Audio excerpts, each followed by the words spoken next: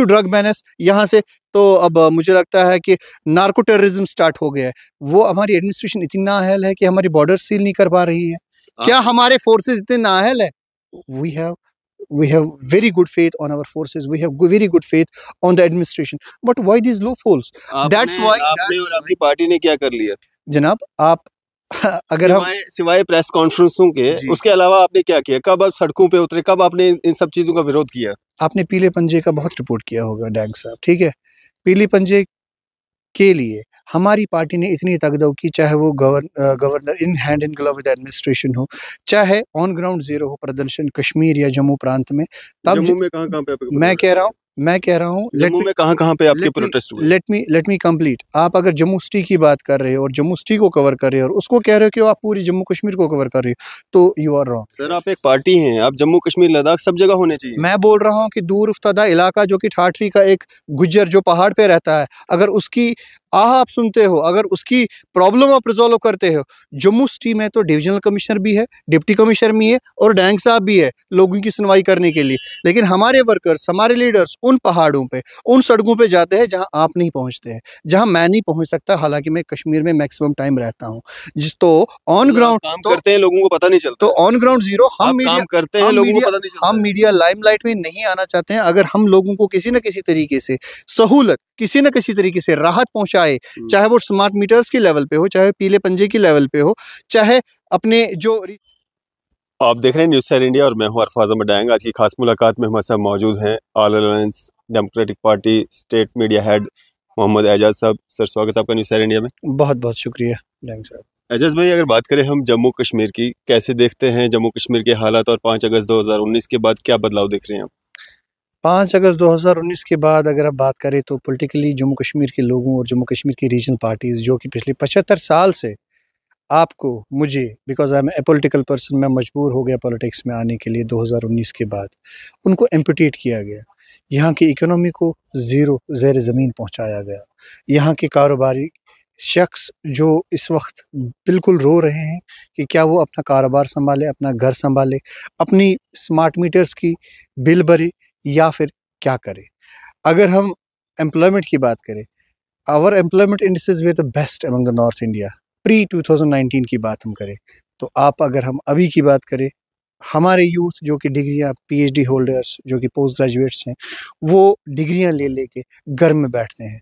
Form भरने से डरते हैं क्योंकि वो कहते हैं अगर हम मेरिट लिस्ट में आ गए तो हम स्कैम, उस मेरिट लिस्ट का भी स्कैम हो जाएगा। तो ये हालत है हमारे जम्मू कश्मीर की।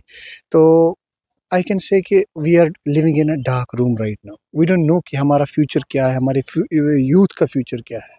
जो भी पॉलिटिकली लोगों के हित में बात करते हैं, उनके पीछे जो टूल्स लगाए जाते हैं, जो कि उससे पहले गवर्नमेंट्स रिफॉर्म करने के लिए हमारे जम्मू कश्मीर या पूरे हिंदुस्तान में लगाते थे, लाइक ईडी है, सीबीआई है, सीआईके है, उनको पीछे लगाया जाता है। So this is the situation post 2019। इस वक्त हम 2024 में हैं। इन 4 सालों में आप भी रिपोर्ट करते आ रहे हैं ग्राउंड जीरो से और हम भी देखते आ रहे हैं। हम we are a group of doctors, engineers and businessman जो कि मजबूर हो गए यहाँ के जो एंटी पीपल लॉज जो विदाउट द कंसेंट ऑफ लोगों के, जम्मू कश्मीर के लोगों के यहाँ पे इम्प्लीमेंट किए जा रहे हैं। चाहे वो गुजर बकरवाल हो, चाहे वो SC ST हो, चाहे वो जम्मू के डोगरे हो या कश्मीर की कश्मीरी हो, कोई खुश नहीं है अभी की एडमिनिस्ट्रेशन से। सड़कें बनाने से ज़्यादातर फ़र्क नहीं पड़ता जनाब। आप मानते हो कि सड़कें बन रही हैं? सड़कें बन रही है, लेकिन अगर आपको लगता है कि उन सड़कों पे हमारे एम्प्लॉयड यूथ कुछ कर सकते हैं, छोले भटूरे बेच सकते हैं और कुछ नहीं कर सकते, because government has nothing to give to them. ना ही स्कीम्स गवर्नमेंट के कारोबारी या कारखानादार के लेवल पे या गवर्नमेंट एम्प्लॉय के लेवल पे। ये बोल रहे हैं कि हमने फॉरेन इन्वेस्टमेंट्स लाई है। कितने फॉरेन इन्वेस्टर्स के यहाँ पे प्रोजेक्ट्स आपने जम्मू में देखे हैं? ऑल दो यहाँ जम्मू का एनवायरनमेंट अभी बहुत एम्बियंट लगता है। प्री 89 भी और पोस्ट 89 भी इन्वेस्टर्स के लिए कितनी कारखाना यहाँ पे खोले गए हैं, कितने यहाँ के जम्मू के युवाओं को इस वक्त रोज़गार मिला है, उस पर कोई बात नहीं कर रहे हैं। बात कर रहे हैं कश्मीरी पंडित को कश्मीरी मुसलमान से कैसे लड़वाना है, जम्मू प्रांत को कश्मीर से कैसे अलग करना है। सेल्फ स्टाइल्ड पार्टीज इम्प्लांट की गई है जम्मू और कश्मीर में भी ये एजेंडा इम्प्लीमेंट कराने के लिए।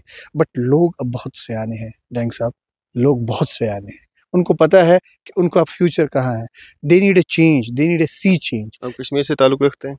मैं जम्मू कश्मीर से ताल्लुक़ रखता हूँ। Don't divide Jammu and Kashmir. अगर आप जम्मू की बात करेंगे, हमारी पार्टी तीनों प्रांतों में एग्जिस्ट करती है, तीनों प्रांतों में काम कर रही है। अब मीडिया रिपोर्ट नहीं करेगी, that's the overburden of the media, जो कि हमेशा बीजेपी की एक सीटी पे उनके दफ्तर में जाके उनके रिपोर्ट करते हैं।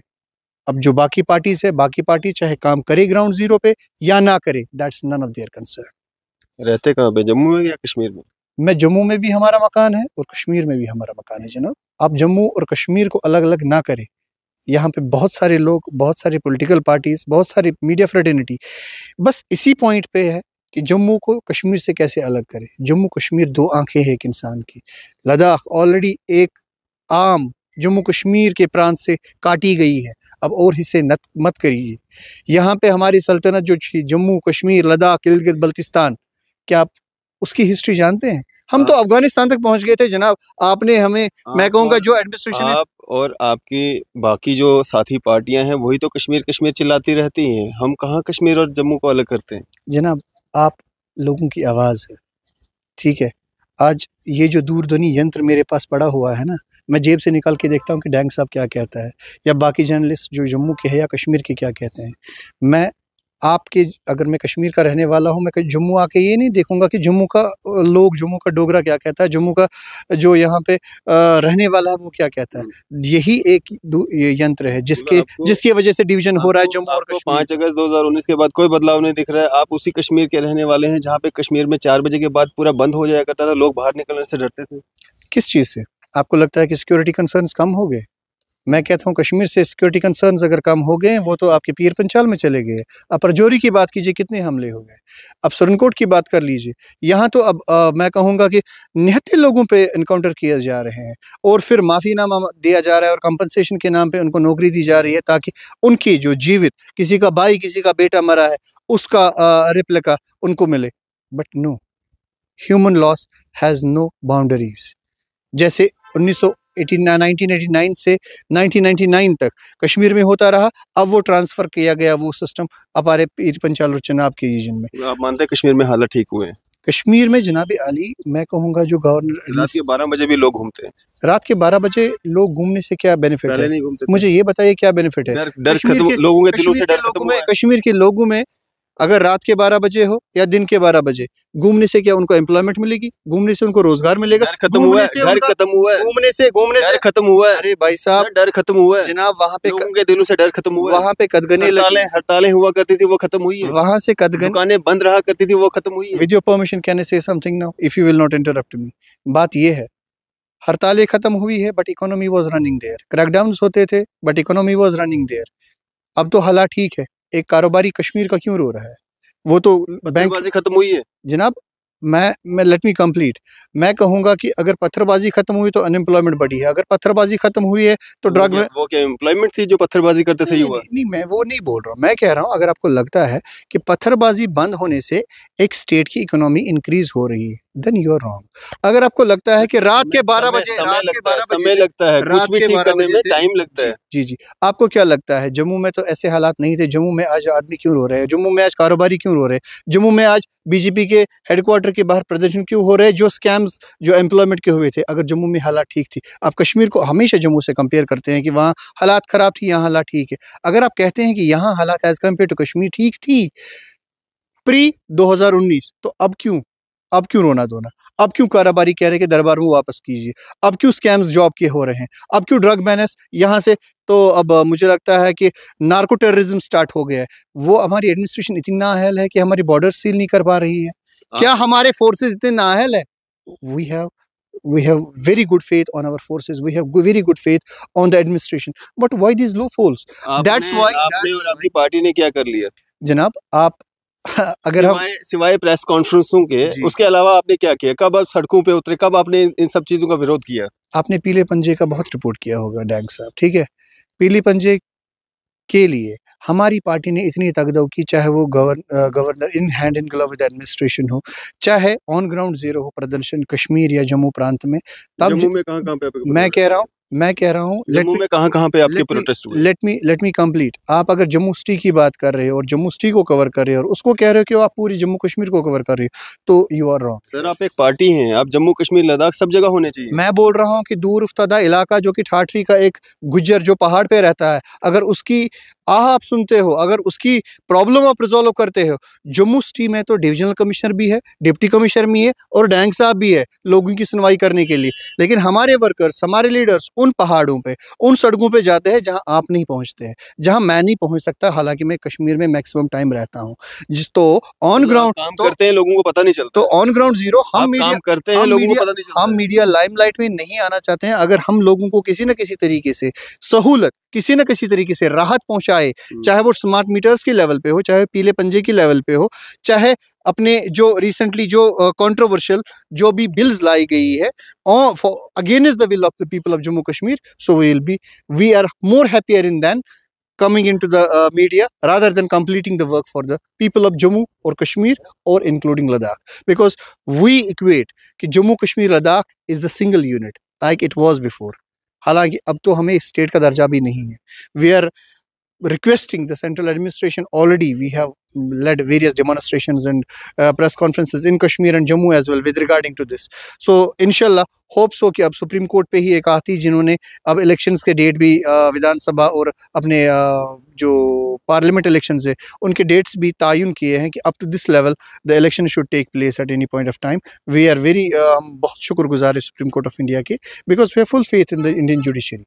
एजाज भाई, 22 जनवरी का दिन जो है भारत देश के लिए एक ऐतिहासिक दिन होने जा रहा है। राम मंदिर की स्थापना होने जा रही है, कैसे देखते हैं?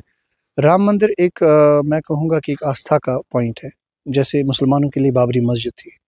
अब हमारी माननीय सुप्रीम कोर्ट ने ऑलरेडी उस पर डिसीजन दिया है कुछ वर्ष पहले। तो अब भव्य राम मंदिर का इस वक्त उद्घाटन हो रहा है 22 जनवरी को।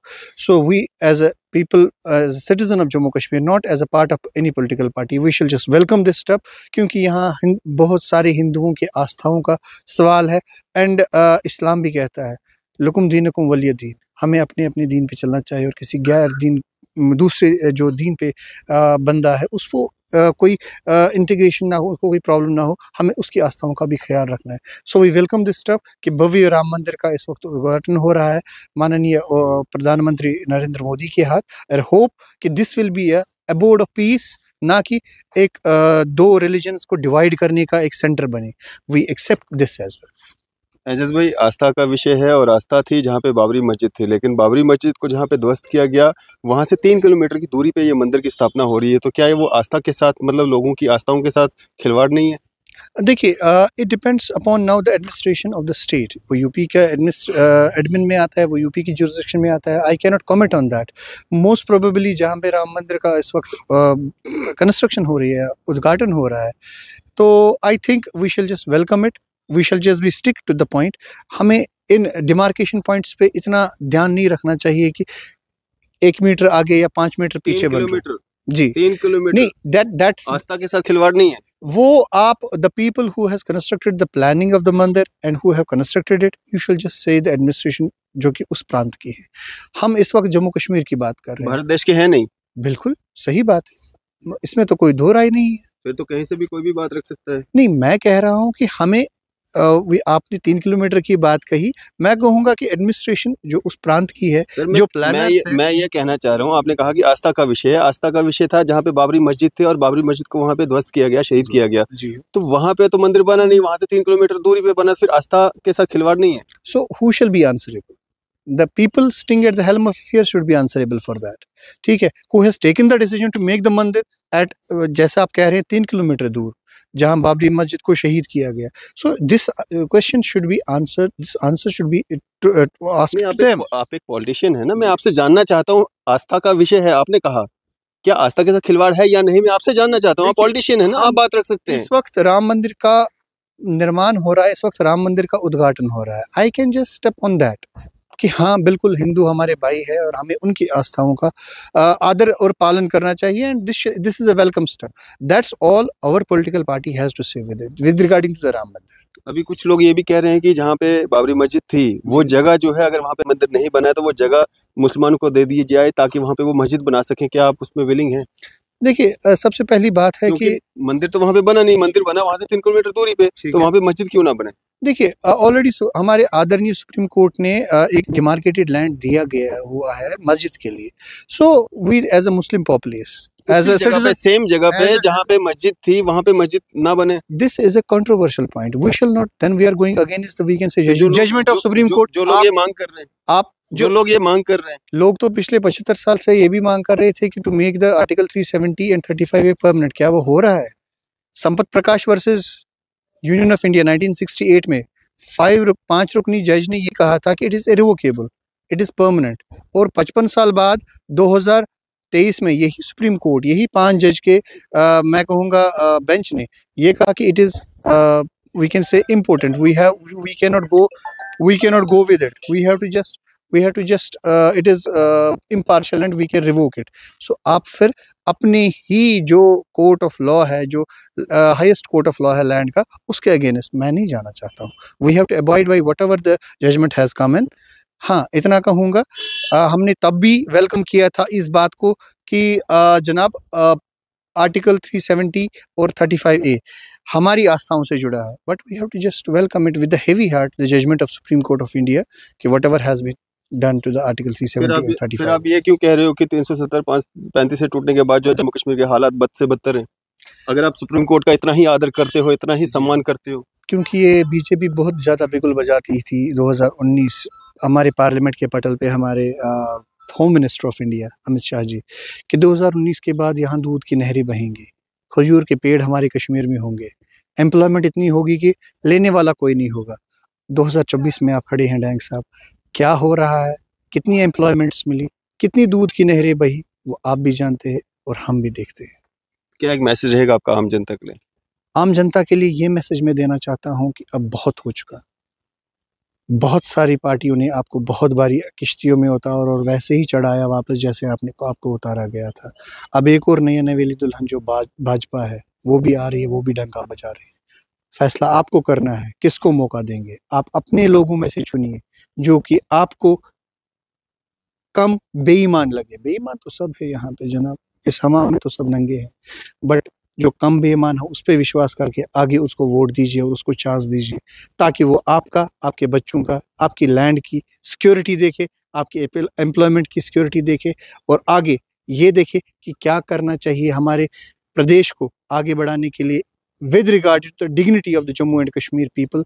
नॉट कि हम यहाँ पे सड़कें बनाएं और ये कहें कि अमन आ गया है, ऐसा तो नहीं करना है। शुक्रिया हमारे साथ बातचीत करने के लिए। Thank you very much. तो ये थे हमारे साथ state media head Alliance Democratic Party Mohammad Ejaz साहब। आपकी इस पे क्या राय है? आप अपनी राय जो है जरूर साझा कीजिएगा। इसी तरह की मज़ीद अपडेट्स के लिए आप देखते रहे न्यूज़ इंडिया। मैं अरफाज अहमद, कैमरामैन शाहनवाज के साथ।